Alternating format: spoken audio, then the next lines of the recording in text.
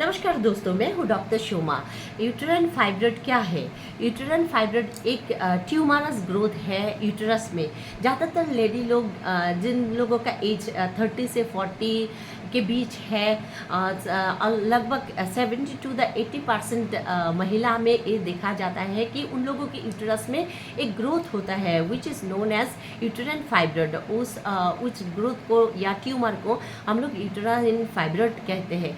ये आपका जो यूटेरस का जो मसल है उसका ज़्यादा ओवर ग्रोथ होने से ही ऐसा ट्यूमर होता है। क्या हर यूटेरस का फाइब्रॉइड कैंसर है? नहीं। आपका अगर यूटेरस का जो फाइब्रॉइड है उसका साइज अगर 4 सेंटीमीटर से छोटा है तो आपको डरने की बिल्कुल ही ज़रूरत नहीं, क्योंकि होम्योपैथिक मेडिसिन से आपका जो यूटेरस का फाइब्रॉइड है वो बिल्कुल ठीक हो सकता है, क्योर हो सकता है। क्योंकि हर यूटेराइन फाइब्रॉइड कैंसरस ग्रोथ नहीं है। ओनली 3%, सिर्फ 3% यूटेराइन फाइब्रॉइड ही एंडोमेट्रियल कार्सिनोमा में चेंज होता है, एंडोमेट्रियल कार्सिनोमा होता है। तो आपको अगर आपका यूटेरस का साइज छोटा है और अगर टेस्ट में दिखा गया है आपका अभी तक कैंसर नहीं हुआ है, सिर्फ बेनाइन ग्रोथ है, तो आप बिल्कुल ठीक हो सकते हैं। इसके लिए आपको चिंता करने की ज़रूरत नहीं है। आपको कैसे पता चलेगा कि आपको यूटेरस में फाइब्रॉइड हुआ है?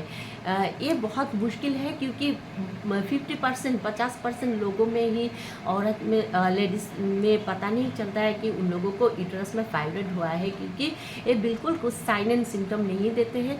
ज़्यादातर महिला हमारा जो क्लिनिक में आते हैं उन लोगों में मेंस्ट्रुअल डिस्टर्बेंस की वजह से ही आते हैं, या किसी को बच्चे नहीं होता है, इनफर्टिलिटी के वजह से आता है, या जो लोअर एब्डोमेन है वहाँ पे थोड़ा प्रेशर सिम्टम, मीन्स ऐसा लगता है कुछ है, हैवी फीलिंग होता है, या कभी कभी किसी को लोअर एब्डोमेन में पेन होता है इसलिए आता है।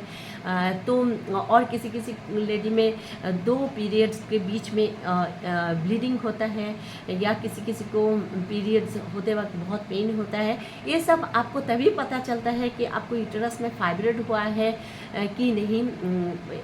जब आप एक अल्ट्रासोनोग्राफी करते हैं ऑफ लोअर एब्डोमेन, तभी हम लोगों को पता चलता है कि आपको यूटेरस में फाइब्रॉइड हुआ है।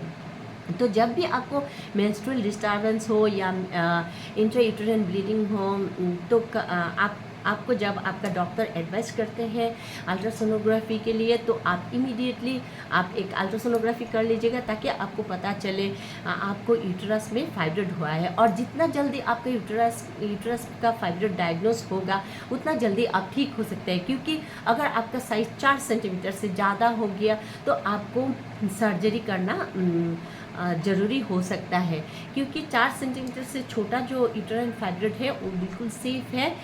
अगर अभी तक बेनाइन ट्यूमर है, हम लोगों का जो मेडिसिन है होम्योपैथिक मेडिसिन, हम लोग एंटीसाइकोटिक ड्रग प्रेस्क्राइब करते हैं, ताकि आपका जो बॉडी का जो ग्रोथ होने का टेंडेंसी है वो रुक जाए, आपका जो ट्यूमर का साइज है वो उसी जगह में रुक जाए। हम लोग ऐसा मेडिसिन प्रेस्क्राइब करते हैं। स्पेशली हम लोग antipsychotic and constitutional medicine prescribe करते हैं, ताकि आपका जो यूटेराइन फाइब्रॉइड है, जो ट्यूमर है, वो आपका जो ग्रोथ है वो ताकि खराब टर्न ना लो, या कि कैंसरस टर्न ना ले।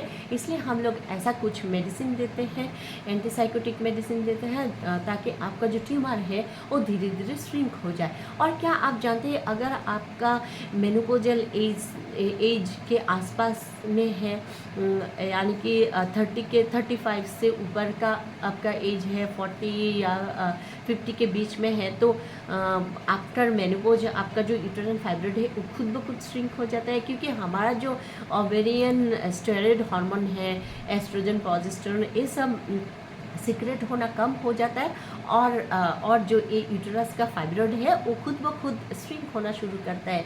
क्योंकि ये जो फाइब्रॉइड का ग्रोथ होता है, ये ज़्यादातर हमारा जो ओवेरियन स्टेरॉइड है उसका इन्फ्लुएंस में ही ज़्यादा ग्रोथ होता है।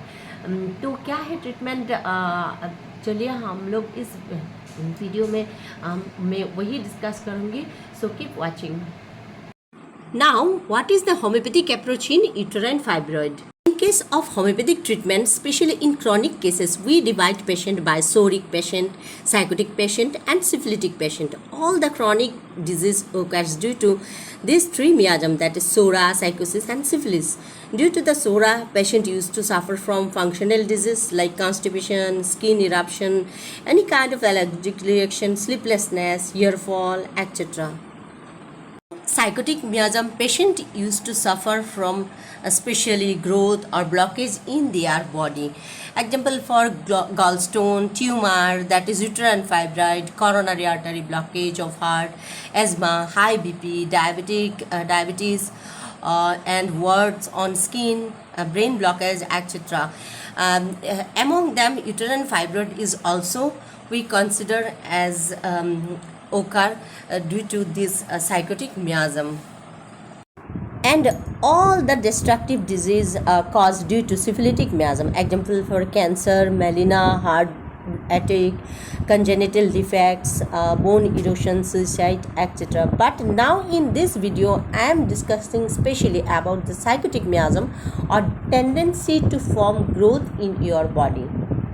Surgical removal is not the 100% cure of any tumor or any growth, because if your body has tendency for growth, if you cut your tumor in uterus, your body will grow such type of growth in somewhere else. That's why your surgeon will not give any assurance for that there will be no any further growth of tumor in your body in near future.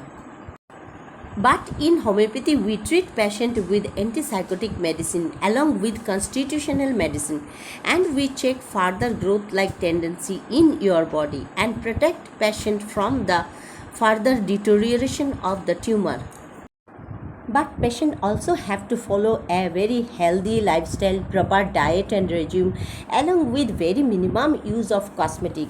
And thank you very much for watching my this video on uterine fibroid. Thank you.